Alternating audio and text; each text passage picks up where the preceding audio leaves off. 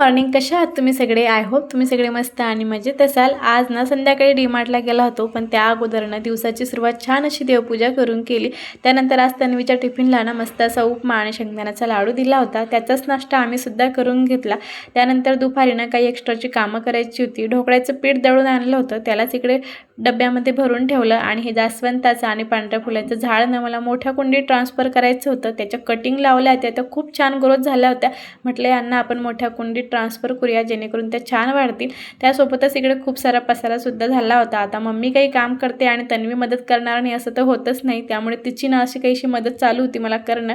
त्याच्यानंतर मी छान अशी बाल्कनी क्लीन करून घेतली आणि थोडीशी भूक लागली होती. मग मस्त जे ढोकळ्याचं प्रीमिक्स बनवलं ना, म्हटलं चला त्याच्याच आपण ढोकळा बनवून बघूया. फर्स्ट टाईमच बनवत होती, कसा बनतोय काय माहिती. त्यासोबतच इकडे पाऊससुद्धा चालू झाला होता. नंतर आम्ही छान ढोकळ्याचा नाश्ता वगैरे केला आणि डीमार्टला जाण्यासाठी निघालो. आज तसं आम्हाला डीमार्टमध्ये काही फारशी शॉपिंग करायची नव्हती, पण तन्वीचा खूप अट्ट होता, त्यामुळे आम्हाला तिकडे जावं लागलं. इकडे आल्यानंतर ना थोडंफार जे सामान घ्यायचं होतं ते घेतलं. आता सामान तरी आम्ही खूप कमी घेतलं होतं, पण बिलिंग काउंटरला मात्र खूप जास्त वेळ लागला.